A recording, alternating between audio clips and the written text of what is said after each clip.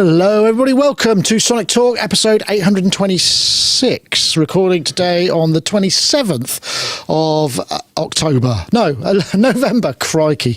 I knew those numbers would get me messed up. Anyway, this is a music technology podcast. We're talking about all things to do with music tech, whether that be synthesizers, hardware, drum machines, software, streaming, DAWs, production, we cover the whole thing occasionally. So I just wanted to say thank you very much to our friends over in the chat. We've got some familiar faces there. Nice to see Half God, Half Beast, Tim Dale Music, Cheapo Card Company, Nick Howes, and of course Wagyu, who is handling the moderation, as he does for many of us who live stream, and also he does a lot of stuff behind the scenes that enables all of these chats to merge together into one piece, so that we can also have our little system and bring up these kind of things. Anyway, before we get on to introducing our guests, as is customary, I'm going to let you know about our Patreon. Let me tell you about our Patreon. Much of our content is posted ad-free, so you don't have to put up with pesky YouTube ads like this one. There's Sonic Talk pre-show. We post exclusive video content for our reviews. We're adding videos from our archives. We host a monthly Superstar Hangout. There's also a brilliant members map to see where you are in the world. We have a growing set of sounds and samples, impulse responses from classic and unusual reverbs, plus a new decent sampler template that sounds fantastic. In fact, the music you're listening to now by Paulie Bow was made using our sample sets. So if you want to support what we do and get more, head over to patreon.com/Sonicstate. Indeed, it does. And I just actually I need to address something here. This is the Zen Artist has just said in the chat room, someone should buy Nick a razor for Christmas. The reason I have not shaved is because I've been shooting a review, and for continuity's sake, I try not to cut my hair or shave during the review, because it would be kind of this weird, well, it's not that weird. I don't grow my hair that quickly, but well, as you can tell, but that's why. But I could have had a shave this morning, you're right, but I wasn't sure if I needed to shoot some extra pickups. That's my story, and I'm sticking to it. Anyway, let's get on to our guests. Very pleased to see Paulie Bow here this week, who is there in Birmingham. Paulie, of course, music technologist, vintage digital specialist. In fact, and also singer. You reviewed our Louis Ray recently, and we've got some more stuff coming from you. How are you, Paulie? You well? Not bad, actually. I went not Black Friday mad, but I did have one or two little purchases. A couple of little flutters on thing. I know it's terrible, isn't it? But they just pop up in your email inbox, or you just Google them for something unrelated, and all these prices in green come up, and it's like, what? Like, for instance, I didn't buy this, but did anyone see on one of the websites the Norand Mono Mark II? They're offering it for 400 quid. 400 quid. That is a good deal, because I reviewed that, and that is a really interesting synthesizer. I think it's usually about that's a good 600 or something. So, but personally, I bought some utility stuff. Like I got some. They're out of shot. Little kind of, in the kitchen you have little spice racks on wheels. I was like that. Yes. A couple of them would be amazing in my studio. So I've bought a couple of them. They're only kind of made of kind of plastic with metal poles, but putting like little bits of Eurorack or little effects pedals in them has just really kind of helped me declutter. So that's good. Excellent. And the other thing I got... concentrate your clutter and put it on wheels. That's it. Concentrate the clutter and put it on wheels. The other thing I got was a Behringer K2 MK1.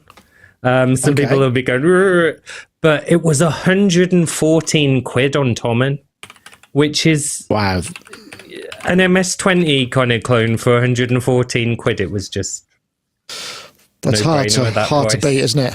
It's hard to. Well, I was just there sweating, with my finger on the mouse, going, I shouldn't really, but I must. And then there we go. You must, and you did. Well, I'm glad to hear that you got some gratification. I didn't yet. I mean, maybe there'll be some other interjections that we can bring up a bit later on. But I also want to introduce you to a very special guest, is Mr. Tim Exile.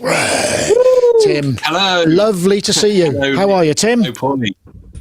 I'm good. That's a big question. Good. That is a big question. I realise that. It's a big question, but right now I'm good. I'm certainly better. Yes. A lot better. Not dead. Not dead. Always a plus. Always a bonus. Yeah. Yeah. Real bonus. Yeah. So I should probably say, but for those of you who hadn't followed, we did talk about this on the show, and we posted news about it. You had a sort of sudden unexpected diagnosis, and it looked pretty grim for a while there.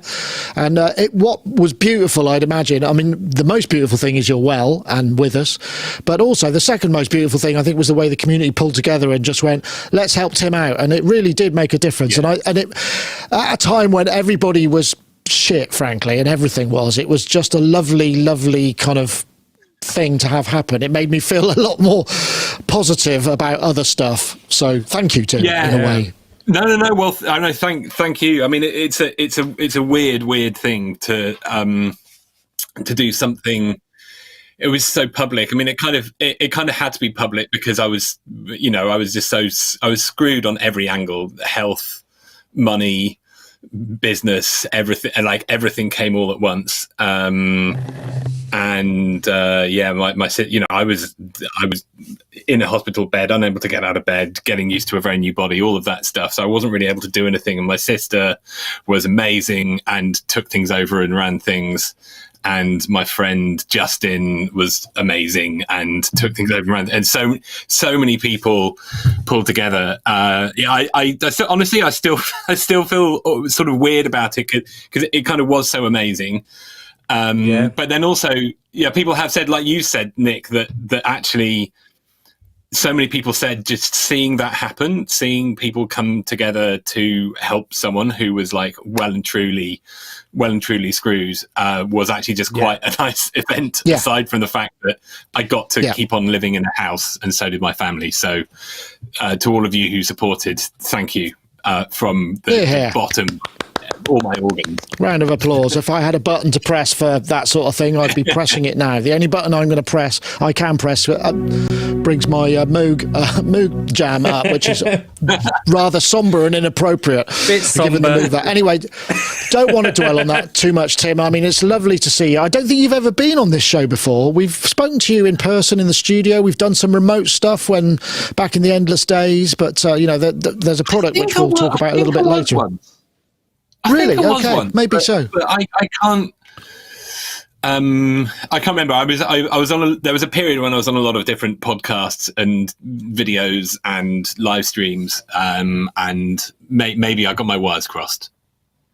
I think we did a remote thing. I think we did, and it would have been the same system, so it might. But it probably wasn't a Sonic Talk. I would think, but I could be wrong. Yeah. But I think, aside from that, probably last time I saw you was at NAMM with the arcade machine in. That must have been a few years back. So yeah, in person that is. So next best. I mean, that was only last year.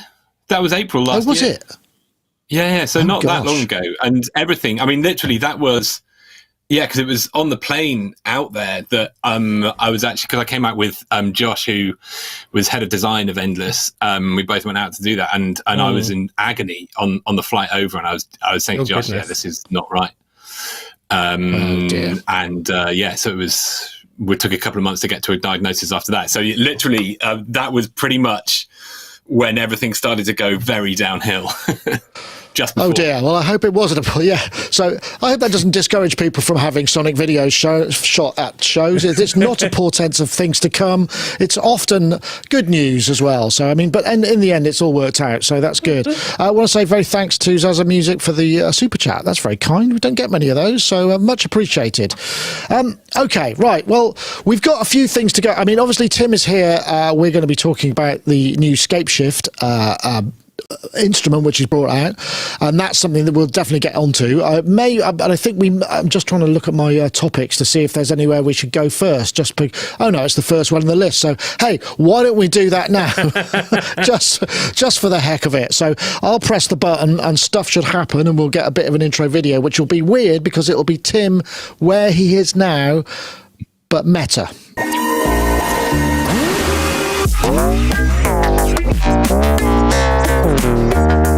This is Scaleshift. It's a generative groove box that doesn't use AI. Unlike a DAW, which plays back static sequence data, everything Scaleshift generates is controlled by continuously variable parameters.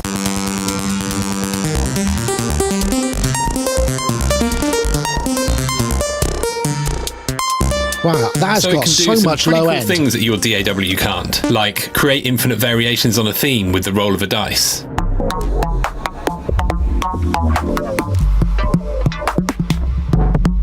Oh, wow. Okay, I do encourage people to watch this video and also the Mylar Medleys video that was published about the same time, where he's just basically, I think it's fair to say sort of blundering around, but the results are still amazing, and he gets what's going on, and obviously there's a lot more to it. So this is Tim's new, well, actually, I'll just let you do the elevator pitch for this because it will save me having to get the summary wrong. Oh, I'm out of the elevator pitch game. Oh. I mean, it's hang on, my focus is gone.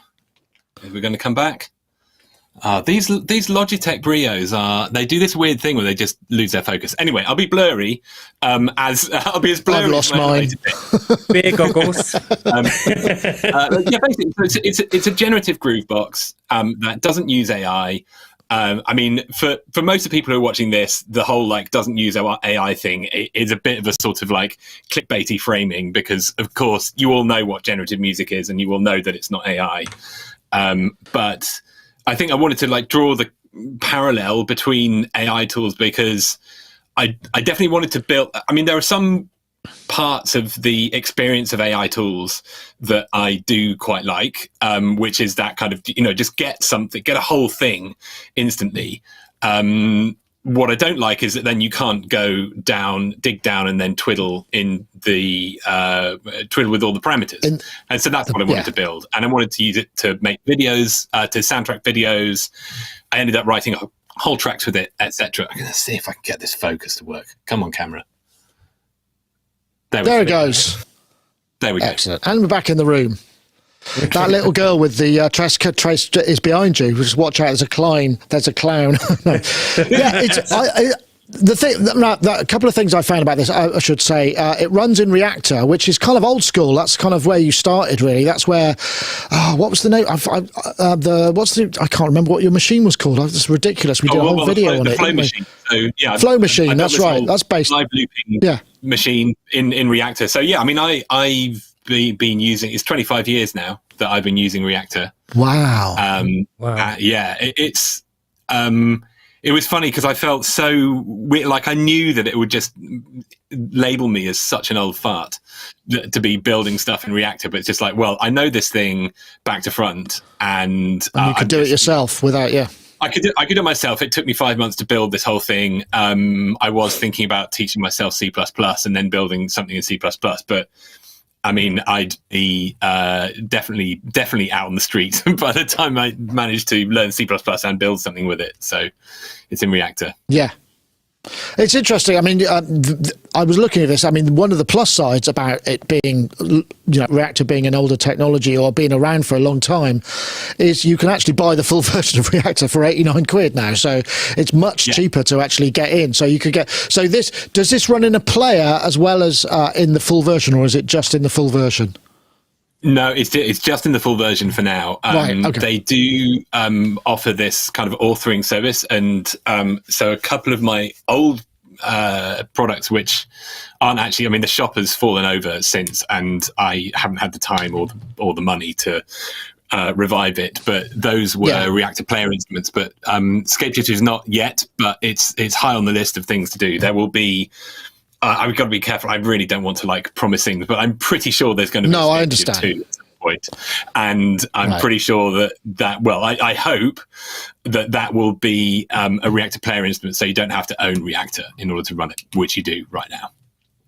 Yeah, okay, well, that's fair enough. It does look really interesting. I mean, I can't imagine what's going on logically under the hood. I mean, one thing that I really enjoyed about it, and this thing that Alex pointed out in his much longer form video, was the way that you can kind of create these scenes, create individual scenes and then sequence them together and then transition between them. Yeah. The only thing that I would say that I found is because of the generative nature of it, is there a way to impose more of your own style parameters in that? So if I wanted it to sound more Nick Bat, which would be long reverbs, long pads, and PWM, for instance, or the kind of scales that I would use, and less glitchy beats, is there a way that I can create those sort of environmental variables for it to work within?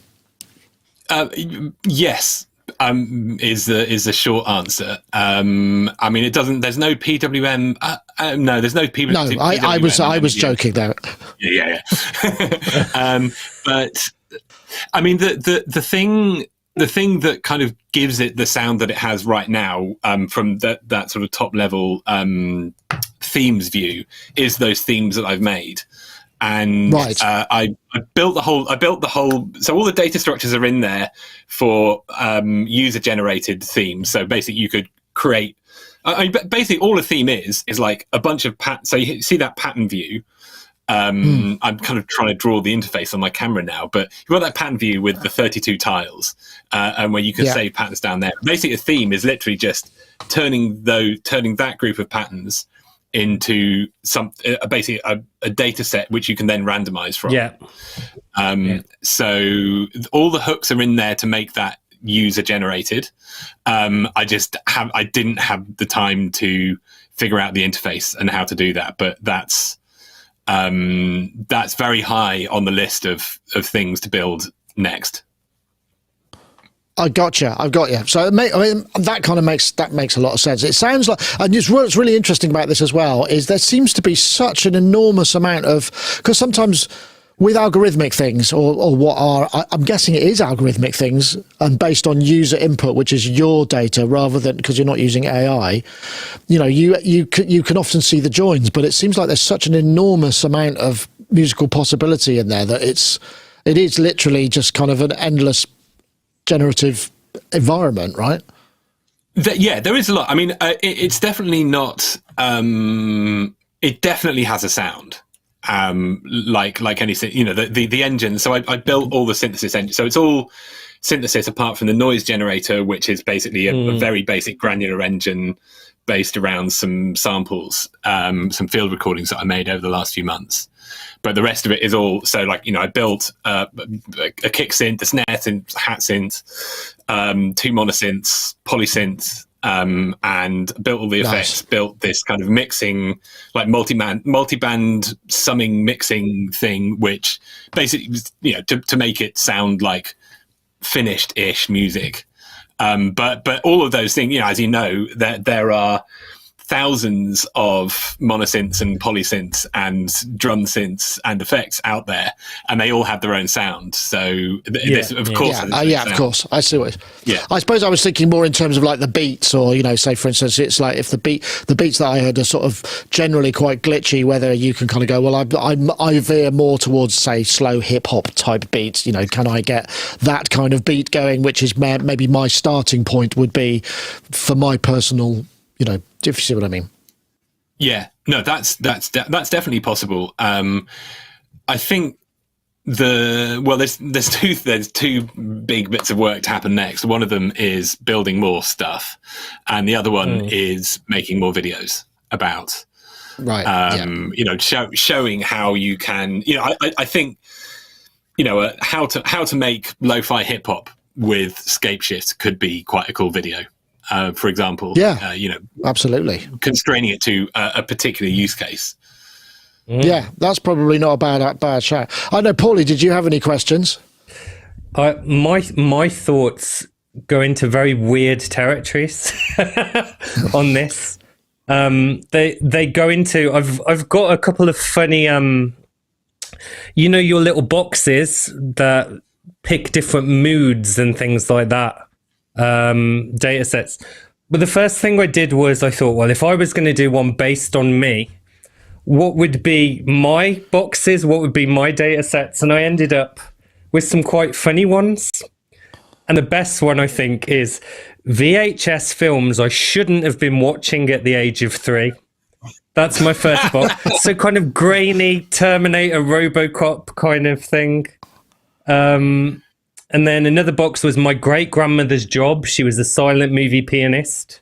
And that's imparted that's imparted a melancholy in me, And then another one was my child hits every metal object he sees, because he does. Literally, I give him a drumstick, he goes around, he bangs fans, computer cases, whatever. So they were 3 of my boxes that would generate, silent movie piano music with metal clangs and gritty. Now, 80s there's a crossover product there, Tim. I think the crossover product is you can have AI. You use AI to write a prompt that generates the overall scenario that then you put back in. Oh, that's interesting. Oh, wow, meta. That's super meta. But yeah, so the other meta thing that I wanted to say was this is in a sense a musical implementation of the singularity in a way, because Tim, you have been a man who's been through some shit these past few months, and this instrument will have so much of your choices and thoughts and aesthetic in over that time that it's become almost like a living record musically of who you were at this point in time.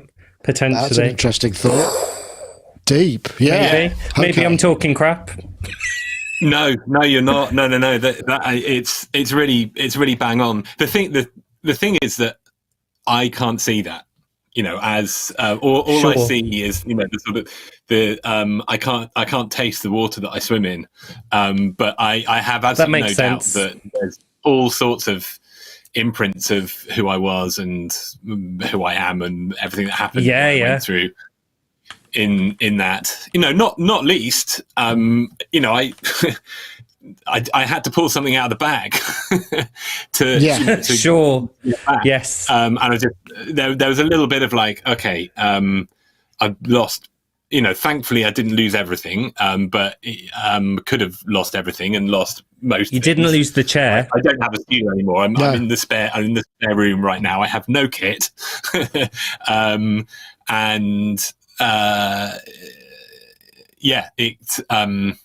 I've totally lost my train of thought now.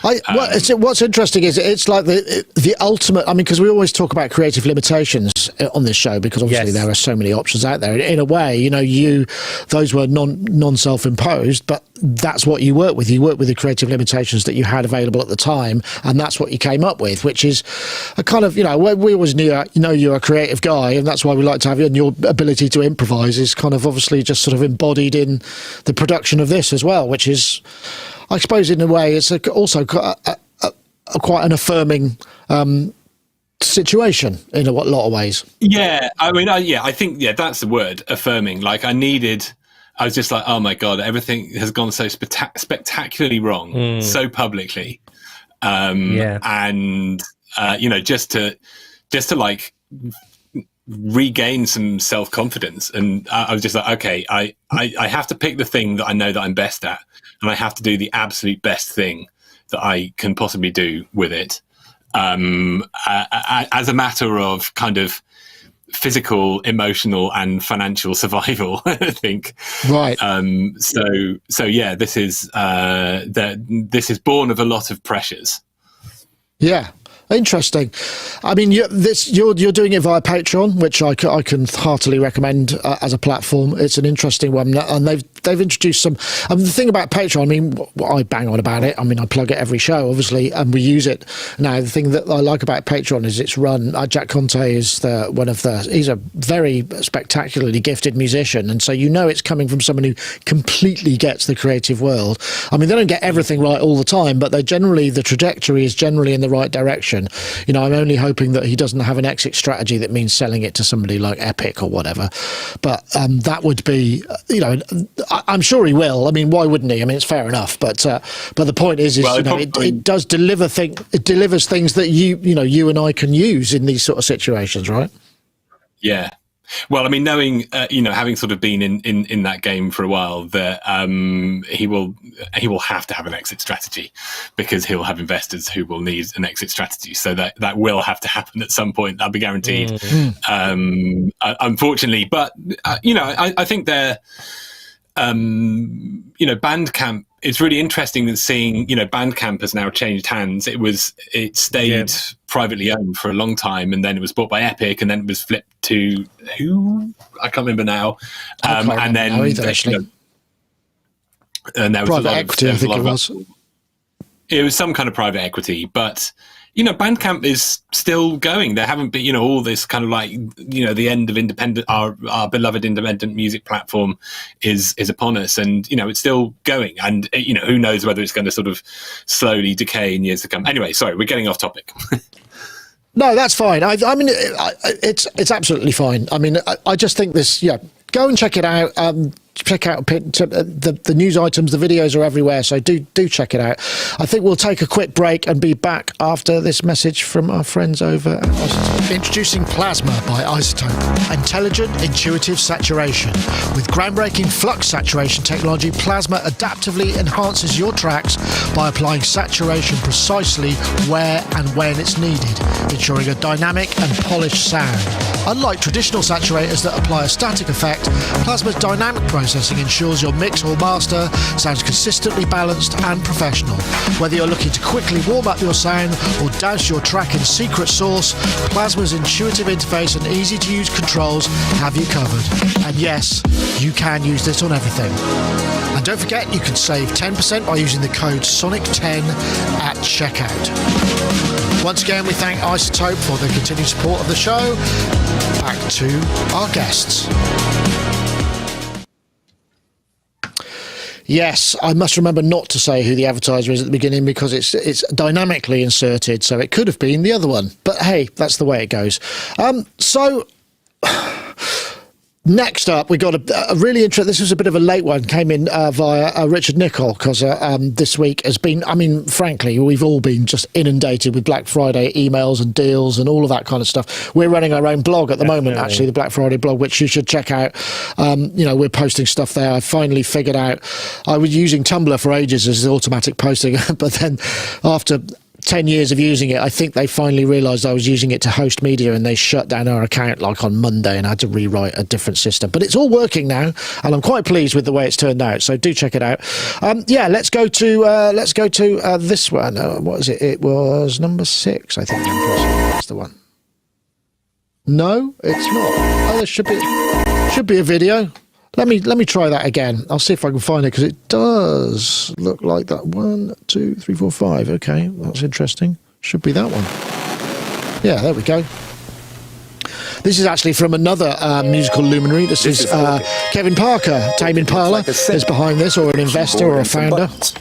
But Orchid is not just a synth. Orchid is more like an ideas machine. How do we use an ideas machine? Let's start with a note. Play a melody. Whatever comes to mind. Maybe not that. All right. Let's try a chord. How do you play E flat major? Hold the major button and then the E flat key. Now try minor. Back to major. I find this video fascinating. It's one of the finest pieces of marketing I've seen for a long time. Very much similar, actually, to what the Pittsburgh do with their Richard Nicol stuff. It's very creatively fun. And this is essentially taking the it's taking the auto accompaniment section from an organ from the 70s. Or later, I'm sure those key combinations are probably things that have developed over the years, and are using it to generate stuff. And this looks fascinating. It's going to be available in December this year. 549. I think it's got audio in it. It's got a looper. It's got MIDI. So there's lots of things it can do. I mean, it is very much a kind of stylish function thing. I don't know whether or not it's how much people would use, but it's the sort of thing that I'm just looking at and go, I'd love to own that. That video makes me want to own it, even though I'm not sure I would have necessarily a use for it. I don't know how you feel about it, Paulie, but it's an amazing piece of marketing that really, if it was a Kickstarter, they'd be smashing it by now, I would think. It kind of captures that sort of, even though everyone in the video was like 30 or something, it captures that sort of 1970s brownish kind of home organ kind of warmth, doesn't it? Yeah, like things like it's like VHS films I shouldn't have been watching when I was 3, kind of 3 years old. Yeah, definitely. So I'm getting sort of very big Bontempi chord organ meets a little bit with the strumming, a little bit of the Suzuki Omnichord thrown in for good measure. They're very fun. I don't know if you've ever had to go on one of them, but absolutely like superb. Just to kind of layer some chords over the top of a. No, Goldfrapp used to use them quite a lot. Yes. For some of their sounds, and there was that amazing, incredibly energetic demo we got from the guy who relaunched it at NAMM last year. It went a bit viral. He was a bit like a sort of slightly bonkers kind of Japanese man in a suit, rocking out with an omnichord, like getting really enthusiastic. It was fabulous, absolutely fabulous, and but people couldn't Christmas stomach the price. It was, yeah. Yes, so. Obviously, I'm a jazz pianist, so I'm good for chords. But for people who are looking for a bit of inspiration, and also as a step on the learning journey, I think that this is a cooler version of basically an arranger keyboard, because there was a time where, growing up, I used to work in a music shop as a teenager and sell a lot of arranger keyboards, and they had really good chord detection in. They'd tell you what chord you were playing, and they were quite advanced, major sevenths, minor seventh, dominant sevenths, all of the sort of add 9, add 11, add 13.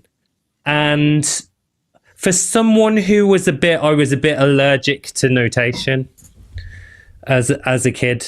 They were really useful to learn that theory, because kind of classical theory, classical notation felt a bit intimidating to me. So I think someone who buys this initially just to mess around on will probably learn quite a lot about harmony from messing about on it, basically. There's my rambling.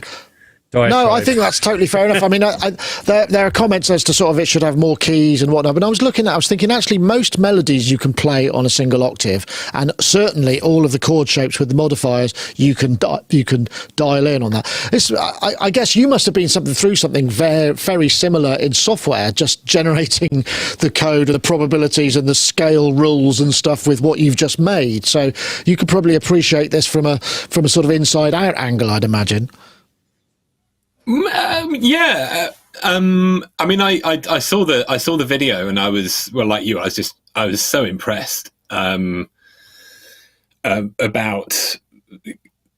There's just so much vibe captured in the video, and it really places a product as something aspirational. You want to be the people in the video, and yeah, in terms of, I think they've clearly spent a lot of time, I guess, kind of thinking through that. You can tell that their product's thinking started a lot further back than a lot of other people's product thinking. And you can see, it's got Kevin Parker's kind of vibe to it. That you can tell it starts off from this sort of cosmic place, and then goes like, okay, how do chords and melodies and a machine that can unlock our creativity, how do we think about that from this kind of like cosmic psychedelic perspective? The thing that really, from the feature point of view, the thing that really got me to go ooh was when they the strumming bit, where you strum a guitar and then you play the keyboard, then it does this sort of broken chord. It just like lays out a broken chord with one key. I was just like, yeah, that's nice. I can really. That was a point where I was just like, okay, I can see how I could not only start something cool with this, but then go quite a long way with it and get involved in its world, and then bring that entire world that you've got involved into making an entire Tame Impala song. Yeah, I mean, I think because obviously we can't.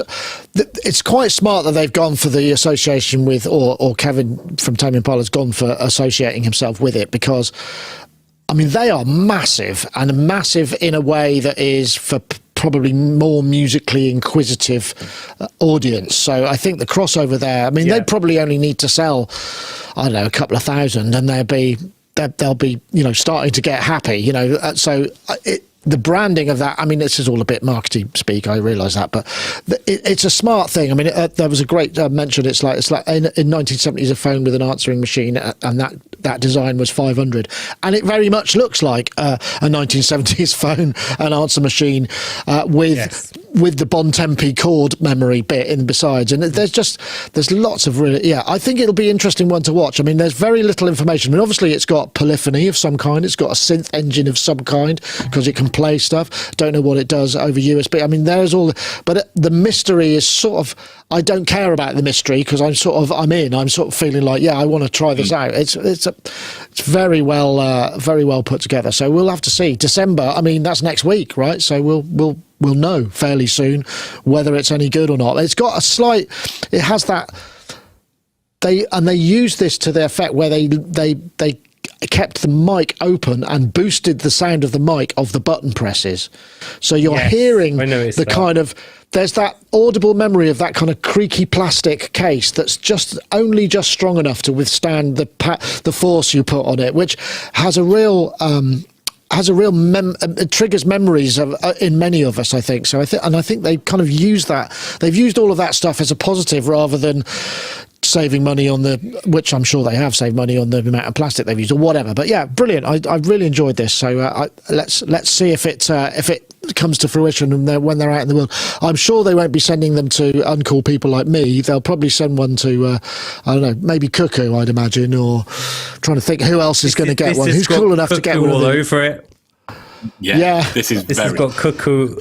Very cuckoo all over it. I don't know. That's the sort of statement that can be taken in many ways. It may well have cuckoo all over it in the end. When he's spent all his time on it and is absolutely drooling with delight over the nature of it. But it's an interesting thing. I mean, it is quite teenage engineering vibe in the sense that it's very design driven, isn't it? It's got that sort of vibe. So. But I don't know how people are already saying it might be a bit expensive, but I suppose this kind of thing can be expensive. All right, let's go. Right, what's next? What shall we have now? Let's see. I did have some other topics. Oh yeah, Madrona Labs SUMU. That's it. There is an additive synth. That's the one we want to. Okay, I'll throw this one in. Yeah, we've been following this. I think we showed an initial maybe beta of this as an interface and the idea of a kind of resynthesis engine. This is part of a longer video, but it's got a nice audio example. This is SUMU by Madrona Labs. It's just out. I think it's currently reduced to 129. It's got some really interesting ideas. It kind of looks a bit like an Ableton device, but it's just using that sort of language. Everyone share your with Madrona. Separate. Yeah, I'll watch it. It gets very deep and technical, but essentially you can use, there's a Vutu app which you can analyze audio and then outputs the partials and parameters to be resynthesized in SUMU. So it's it is still a bit ERCAM, I would say, but it may well appreciate people who are really into sound design will probably, I'm pointing firmly at you, Paulie. I could see you're probably thinking, this looks good. Yeah, right up my street. What happens if I put some Sonic SQ80 samples into it? Yeah.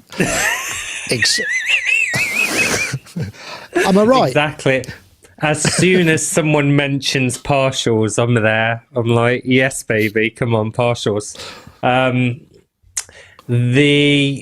But I actually think that the way of morphing them and the way of shaping them is actually possibly the most exciting thing, because you get 64 partials with it, but you get a load of different I can't see the specs here.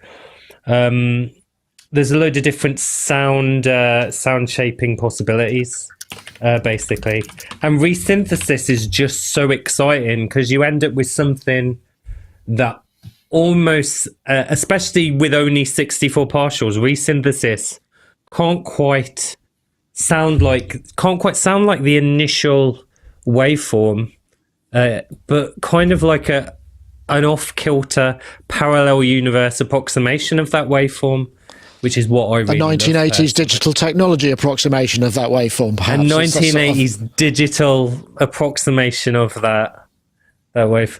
I That still sounds need like to, it's the perfect synthesizer. Definitely, because there is. Obviously, I'm Team Commodore Amiga here, but I think there is an Atari ST program which lets you create spectra for the Kawai K5, which I've got, based on a sample, based on an Akai sample. That's interesting. And I've never been able to get it to work, but this sounds like a similar sort of thing, but accessible and in software. So very excited about this one. I don't know if there's a demo. I can only see that it's like $129? Yeah, it's reduced to 129 for I'm not sure how long, but yeah, a lot of their stuff is very highly thought of. They do a lot of other products as well, which so it's got FM as well. Yeah, which is grand. So you can get your Spectra and then FM it in a synclavier kind of fashion. So how interesting. Yeah, it looks I wonder exciting. if because there was that synclavier. What's the synclavier? The new synclavier, which had a really, I mean, everybody was really excited about it. It was so deeply impenetrable as a UI. I wonder if this is a bit easier to use. I'm not sure. The little flicky thing. Yeah. Yeah, I know. Do you get into? Can you do any of this stuff in Reactor, Tim? Is there sort of resynthesis and stuff, or does that have to be custom coded? So someone built a bunch of FFT libraries for Reactor once in Reactor Core, which is this kind of like deep DSP level. But for various reasons, the fundamental architecture under Reactor isn't really set up for doing that. So it's kind of the whole when I fantasize about partials and being able really? to. I'm just going to write that down. That's a great title. To be able to access things on the on an FFT, to have audio saved down as like a series of FFT windows and then traverse them and combine them in different ways. I mean, man, I would love to get into that, and I've got some ideas about how to do that. And it does feel every time I see something that's just like spectral, I'm like spectral, and it does feel like there's a lot more to be discovered in there. And I need to dig into to SUMU and see what the because this is clearly the state of the art with spectral synthesis and analysis and resynthesis. I'd love to get stuck in and see what it's all about. Yeah, sounds like it'd be a really good one. Just Nick Howes in the chat room says Hartman Neuron, if someone could get hold of the source code and remake it with all the issues ironed out. With the new joystick. I don't know. Yeah. I mean, I remember being not reviewing that, but filming stuff. I mean, admittedly, it was at NAMM, but yes. And it just sounded like I mean, I know it was doing clever stuff, but it just sounded like crossfading. So it didn't actually. Do you know what I mean? There wasn't. I don't know whether it was just the sounds that they put together didn't demonstrate what it was actually doing as well as it could have. But it just felt like literally it's a four-way. Yeah, I'm sure it wasn't. Yeah. There's another super chat. Sorry, I just got to say thanks very much. Thanks very much. It's everybody's on a roll today. And maybe everybody's gone spendy crazy. Are we offering some kind of YouTube discount on super chat? I don't think so. You're all welcome to join us on the YouTube membership as well. You get all the emojis and stuff. It's just a basic support. Anyway, sorry, that was really an unnecessary twat. What were you going to say, Paulie? There was one thing I forgot to mention was that there's a space parameter on this. So you can position the 64 partials across the sound field with continuous spatialized motion based on the vector field selected, which sounds a little bit kind of like, how Animoog did that kind of orbit kind of vibe. But this would be with separate partials spaced out. I'm just thinking of the possibilities, and then adding some FM to that, like little cloud of partials. Beautiful. Yeah, sounds pretty good. There we go. I need to go and be alone now. I'm joking. Anyway, yeah, it's well worth checking out. You can see that we've got Madrona Labs. I think we were talking to somebody about maybe running a competition next year, so there may be an option to get hold of some of their stuff at the competition. Obviously, they're not going to give loads of it away, but there might be some deals to be done there, and I expect it's good to support these kind of pioneering independent DSP coders as well, because as we know, they're kind of at the moment. Well, I was at ADC last week or the week before in Bristol, which is the Audio Developer Conference, and literally the whole building was full of really, really smart people who do this kind of stuff day in, day out, and it's a really I've come to value them more than I even had already. I mean, we already know about the superstar coders, you know, oh gosh, I've completely lost my train of thought. Who's that? Emily. Gosh, what was she called? You mean Emily Gillier from? Emily Gillier. Yeah, that's right. Mutable. And there are kind of various other ones as well who just kind of, you know. So yeah, we need to support them. Okay, right. Yeah. We could go straight from. Actually, let's go to. Actually, we should probably do an ad from our friends over at Native Instruments, or whoever it's going to be when I press the button. I know right away when it's good for me because it makes me write something. Complete 15, a do-it-all production bundle for endless sonic inspiration. I did not know I could do that. You have your low sounds, you have your mid sounds, you have your high sounds. Create any sound imaginable. All together. Sounds nice and big. Whatever sound your music needs, make it with Complete 15. And don't forget, you can save 10% at nativeinstruments.com with the code SONIC10. Indeed you can, and we thank them very much for their support. Okay, I mean, I suppose this is a bit dry, but I think it's important, especially when you consider, and it sort of links to Black Friday, because Black Friday is a really good time to buy cheap hard drives and storages and SSDs. So I'm just going to go. I don't care. I'm just going to go for it. Let's see. I can just do that.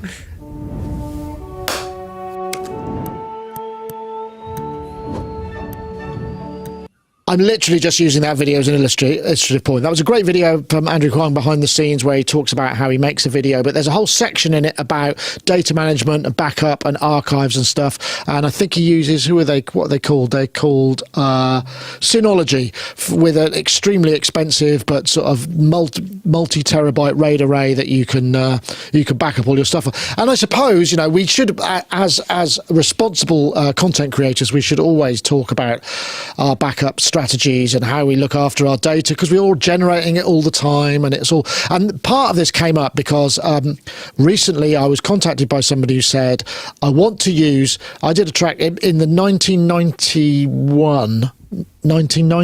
called La Serenissima, which is a remix, and they said, we want to license it. The person who used to manage us, who put the label out, passed away some time ago, so the rights reverted back to us. But I searched through my box of DATs, I couldn't find a master anywhere, and it was like, oh crikey, this is a bit awkward. So anyway, it made me think, I wish I'd had a better backup strategy. But in my defence, that was back in the day when it was floppy disks. I've still got all the floppies of the sequences, but I don't think I can recreate it anymore. So Tim, I'm going to come to you, because you must go through, not only are you generating audio and video, but I guess your code iterations, you know, Subversion and repositories and all of that. You must have multiple routes and routines. There it is. And there's one outside the building, right?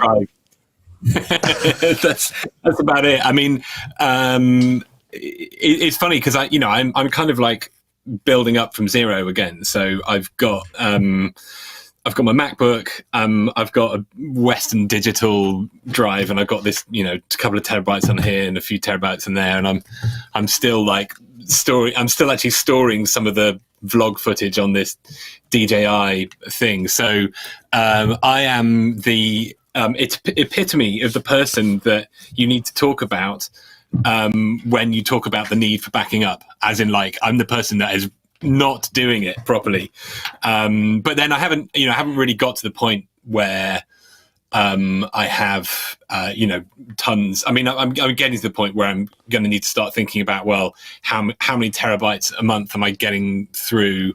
How am I going to keep, some drives that are kind of, the editing has to happen on the machine, because, especially if you're doing stuff in 4K, it needs to be on the local drive, else everything just grinds to a halt. But then you also don't want to, I've already had a couple of cases where I've wanted to go back to an older video. Actually, there's a little, in the Scaleshift launch video, there's, I cut to one of the vlogs that I put out, and I actually ended up, this is just a massive confession of how bad I am at backing stuff up. So I ended up having to, do you want to go and sit in the chair back there? yeah. I'll go and confess. Tell us. Tell us about your hard drives. Yeah. Yes. So actually, I ended up having to download the video from YouTube Studio, which is incredibly low quality. So yes, please don't look to me for your backup strategies. Oh, it's interesting though, because I mean, certainly here, I mean, I'll take you through what we're doing. So here, and we're thinking of reevaluating this because we generate a lot of data. I mean, not as much as you might think, but it seems I was having this conversation with Andy, and it's like we need another pair of work drives, because what we do is we have, inside the edit machine, there's a 4 terabyte SSD, which is the fast one that can do all the edit work from it. That's fine, and that can take the footage from all the cameras or however it works. We generally work at 1080 though, so it's not an issue at all with speed. Then we have a pair of external magnetic drives that go in docks, and we sync the SSD, the work drive, the new stuff that comes on the SSD goes onto one of those and then onto another one, and then taken away in case we need to. But as we use more and more cloud, it's starting to feel unnecessary. But the conversation went like this: when was the last time we had to go back to a review or a project that we'd shot for somebody and find an ISO or a shot that needed to be re-edited or redone, after, say, let's say a couple of months or 6 months? And it was literally never, ever, ever. So every 2 or 3 months, we buy a pair of 3 terabyte drives that are just the consumables, and they're cheap because they're magnetic. But they eventually will, because I've gone back over our archives and I'm gradually putting a bunch of it up on YouTube, on Patreon as part of one of the plans. And literally, some of them you have to whack on the table a couple of times to get the spindle to move again. I mean, magnetic drives are that's no good either.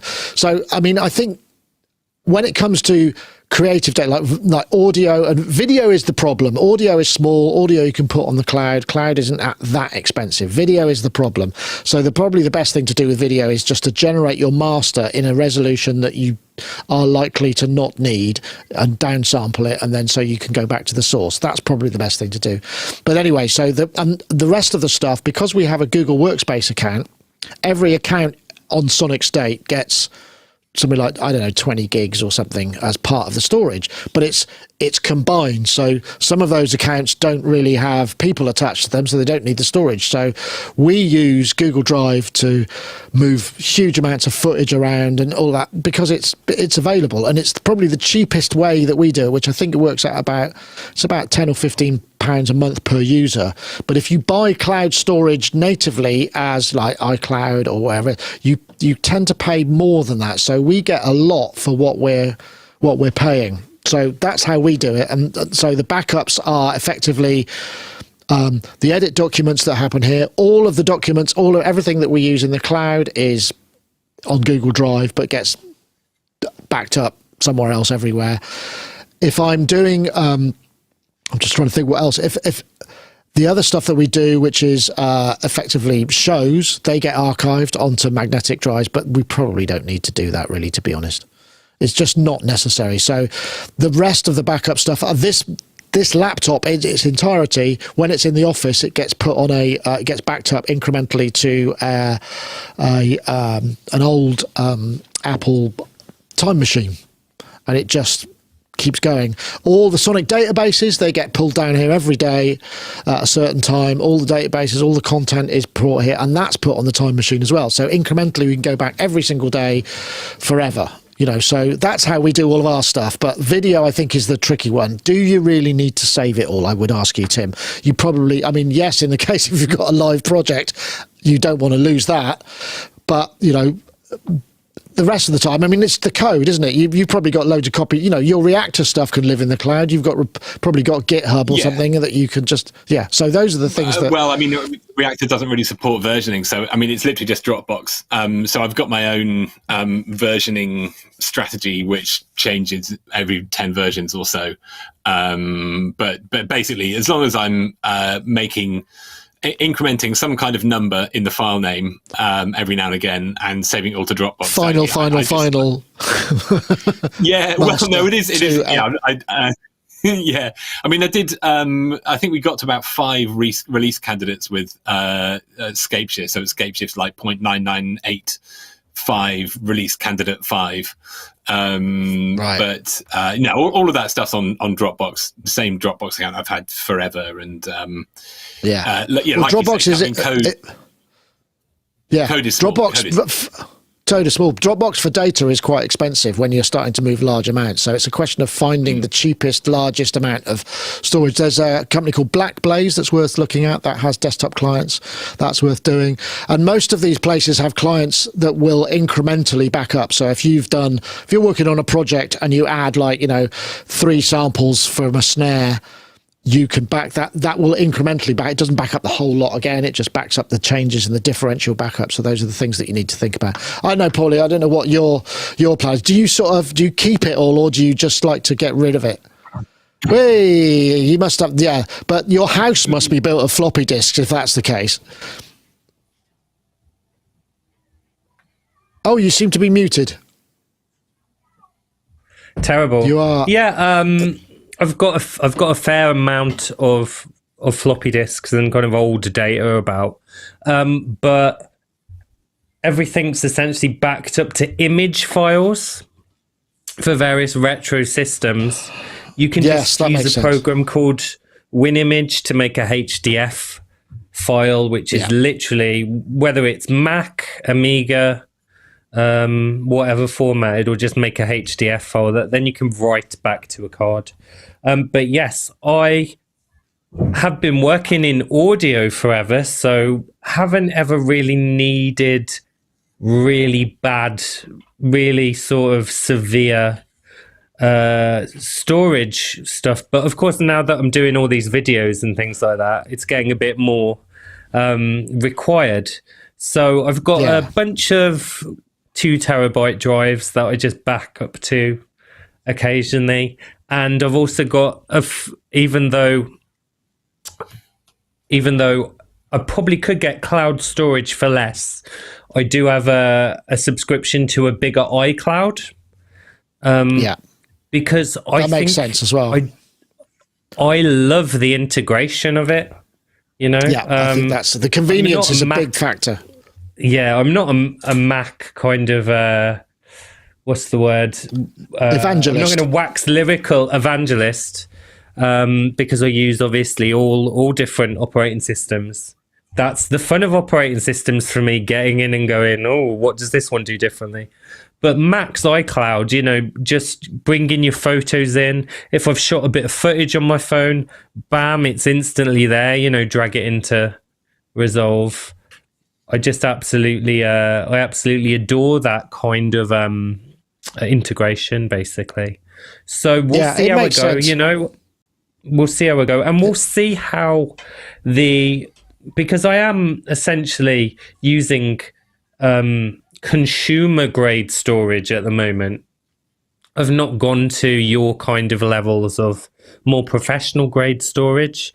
So it's going to be interesting to see what happens in the effortless consumer storage market within the next 4 or 5 years. Will these cloud services get bigger?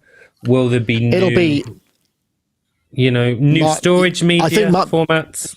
I think my prediction is it'll be like a utility like electricity or internet or whatever, Yes. you will have your personal data storage, and then you kind of just leave it to somebody else to worry about. It just goes as a conduit through your computer or your phone or whatever, and everything you need or don't need just goes up there. You may or may not be interested in the granularity of it. I mean, primarily, most people don't want to think about backups in the same way they don't want to think about passwords. You know, they write them down in a little book or whatever, you know, which is ridiculous. But for people who need a little bit more security, who want a journey back to from disaster, because all it takes is that one time that there was a disaster. Definitely. And it's like, you know, I still can't believe I'm talking to people who say, oh, I lost my phone and all my contacts. It's like, there's absolutely no excuse for that at all. I mean, unless you're, of course, I mean, some people by choice don't want to be involved in cloud and big data and all of that, and that's fine. That's a personal choice. But then